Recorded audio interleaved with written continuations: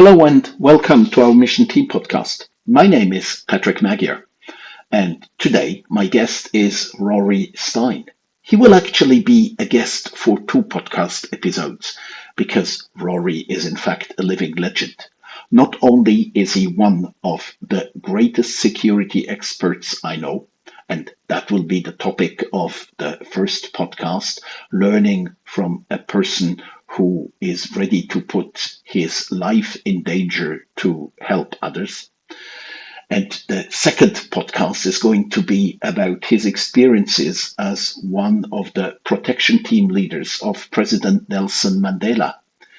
In this function, Rory has become a legend in the industry, and I look very much forward to everything we can learn from him and from the great Madiba, Nelson Mandela.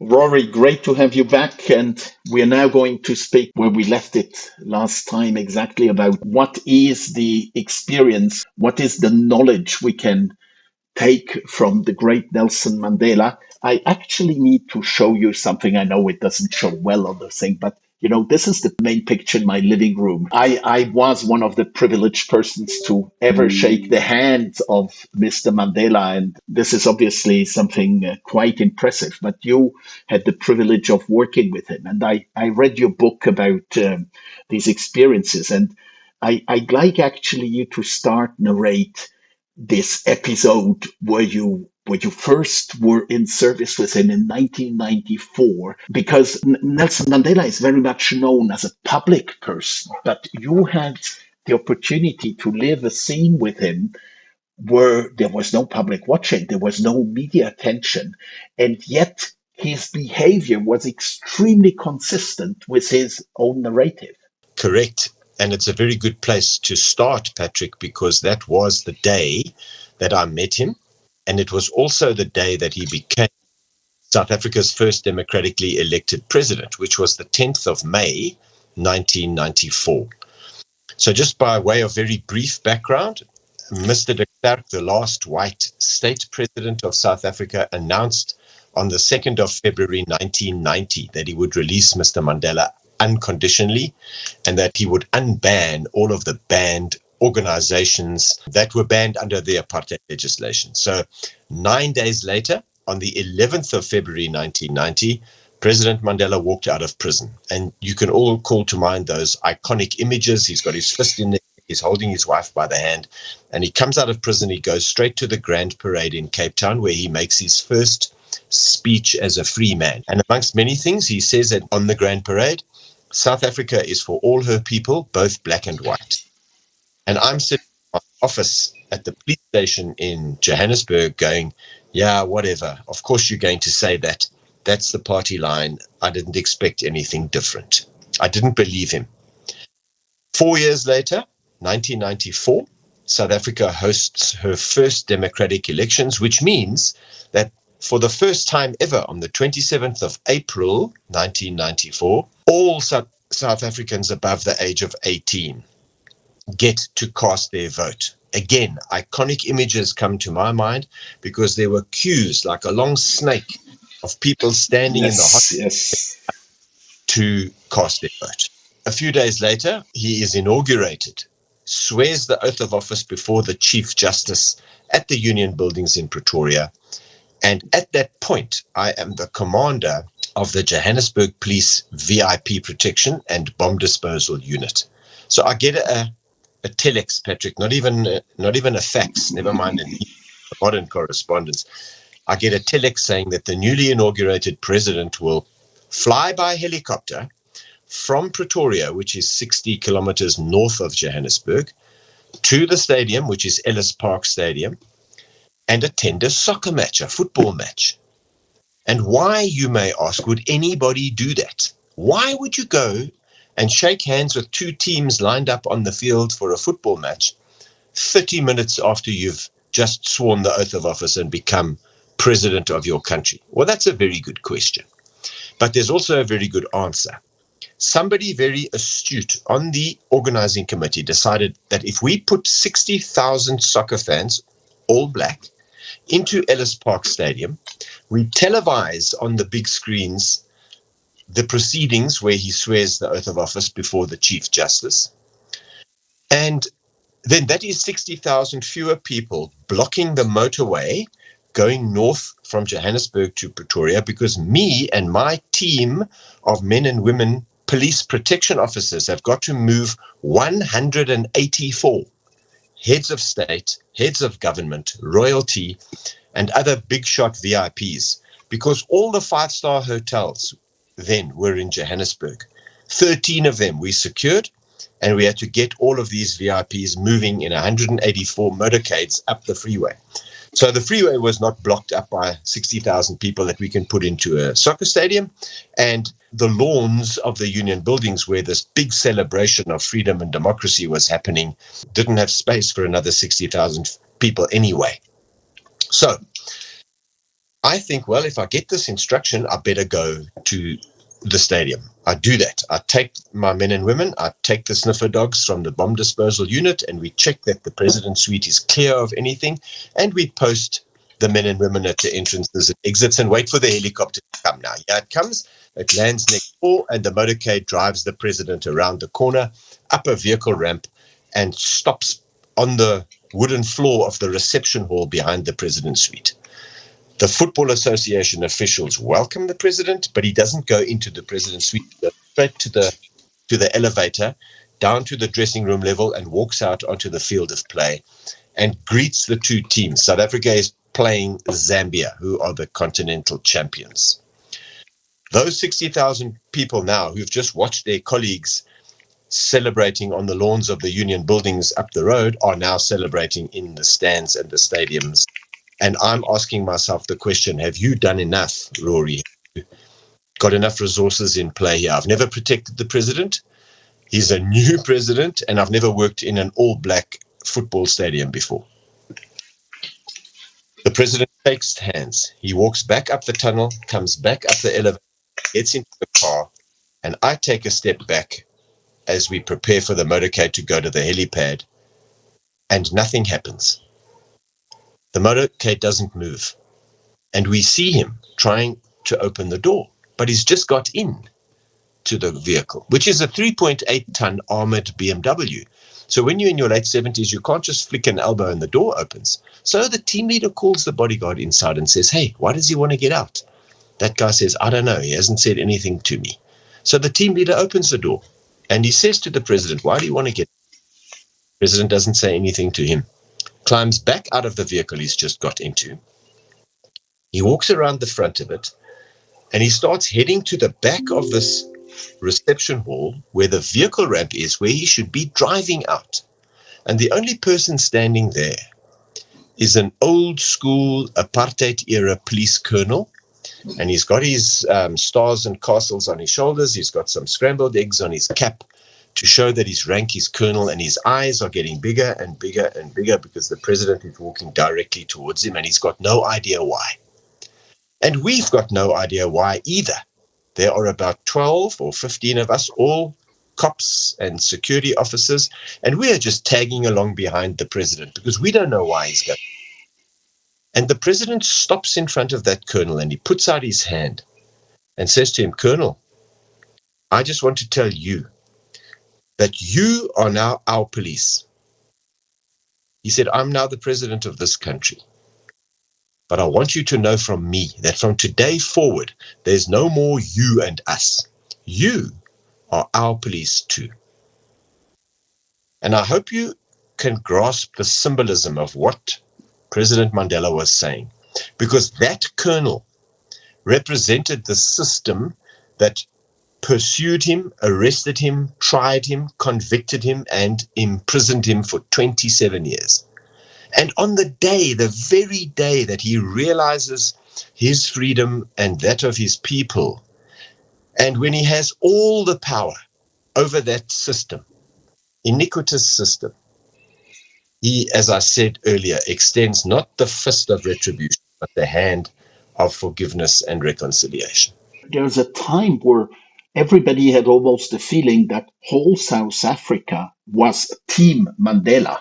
Yeah, it was like everybody was striving up to these values. You just gave such a wonderful example of how we achieved that. But what has always been something I was wondering, and I always wanted to ask you that, but where does this sense of forgiveness came from? I mean, the man used to be somebody running around with bombs. Yes. So did it something that just happened to him emotionally, or was it also very thought of, rationally understanding, I need to change that if I want to succeed with one country? I think both. I think part of his upbringing and the way he was raised and the values that parents initially, then the educational institutions where he was educated. Because remember, all of the schools that President Mandela attended were established by missionaries, Methodist missionaries. So proper values and an honest way of life would have been inculcated into him. And then despite the fact that later in life he took up arms when there was just no other option because the apartheid government was not listening to their own people. Now, I can't comment on the rightness or wrongness of that decision because I was not there. This I know only from what I've read and heard from his lips when I served him. The decision-making process ran like that. But what he also said, the president, was that when he was imprisoned on Robben Island, he had an incredible amount of knowledge, intellectual property, political thinking around him from his fellow political prisoners who didn't have much to do other than to sit and talk about how will they get the country to work once they come into power, however long that takes and whenever that may be. So there was a lot of that discussion. Then think of the political foresight and maturity that this took, Patrick. President Mandela decided to, in order to understand the psyche of his enemy, which was the Afrikaner who were in power under the National Party government, the apartheid government, in order to understand how they think and what makes them tick, he would engage with his prison warders. So the very people that kept him in a jail cell, he would talk to. And to the point that he invited 3 of them to his inauguration ceremony once he became president, 4 years after he was released, because he found them to be people of good character. And I can tell you that just like every German is not a Nazi, every Afrikaner is not a racist. Afrikaner people, by and large, are wonderful, hospitable, hardworking, honest, God-fearing people. I promise you that. Me, as an English-speaking South African, can testify to that about the Afrikaner. And so he found 3 men, at least, who he knew were inside. They were good people. And he invited them to his inauguration ceremony. So the values that informed his decision-making were inculcated at a young age by his parents and by the educational. And I don't presume to speak for the president, by the way, Patrick. I'm just using my gray matter between my ears to figure this out. I think that's what it was. And then he had the incredible foresight to say, hey, we need to make this work. And in order to make it work, I need to work together with these people, not against them. So one of the many things that Mandela is on record as saying is this: it is better to sit down and talk to your enemy rather than to fight with him. And just how much emotional and political capital that must have taken, because these were people that were cruel and vindictive and put him in prison. And he said, when I come out, I'm going to choose to work with you. I'm not going to sweep you all away. I've seen you as a leader on the field. I've seen how you dealt with people. Give me the 3 most important points that you learned with regards to teams, to groups, respecting each other, working with each other, getting the best out of you. What's the 3 top points you learned from Nelson Mandela? I learned many things from him. I will speak to the 3 things that I learned in my particular capacity as one of the team leaders. And I've mentioned the first one, absolutely fairness. In leadership, act fairly, and it's very difficult for anybody to criticize that decision or course of action, even if they don't agree with it.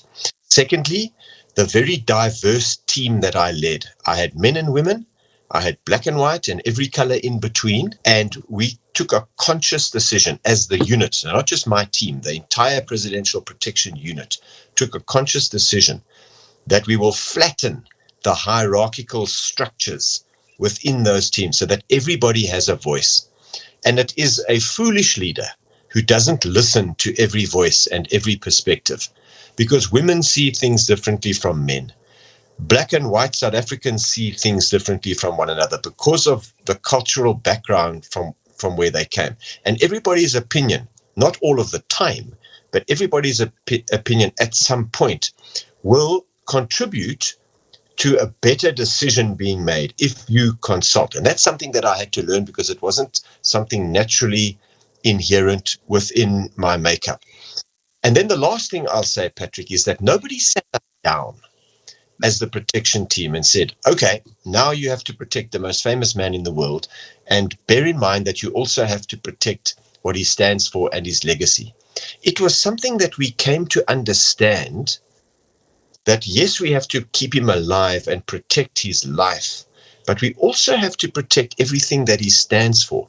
So even this agenda of reconciliation, if that is the agenda that the president chooses, we, as those who serve him, have an obligation to support that to whatever extent that we could. So just think about this moment in history when these two disparate forces are thrown together. Cops trying to arrest freedom fighters 1 minute, and the next they're thrown into one pot and say, protect him. And out of that grew a brother and sisterhood that endures to this day. But that didn't come about naturally. But the power of the personality and the essence and the humanity of Mandela was the basis and the foundation on which that trust and friendship and brotherhood and sisterhood that exists now was based and built. So you need to give it time, and you need to consult, and you need to talk to somebody, even somebody who you may consider to be your enemy, because that is the example that Mandela set for us. So this element of common goal and common values has been this third key driver that you mentioned. Yes, exactly. It's got to be a common value and a common driver. And you know what, Patrick, there may come a time, and probably will come a time, where you've got to cut people loose who don't aspire to those values or who don't have them.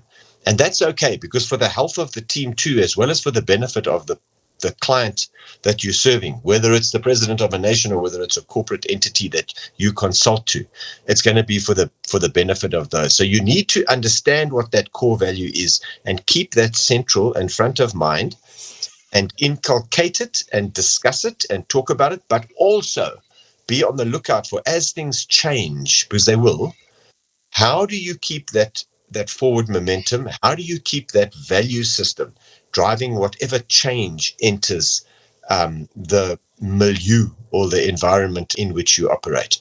So, that probably takes a little bit more time to unpack. But to your point, yes, absolutely. It's those values that must be fundamental and central. Unfortunately, we don't have more time, but thank you so much, Rory. I really appreciate it that you have taken the time and shared these very emotional moments with us. And I'll definitely talk to you sooner next time.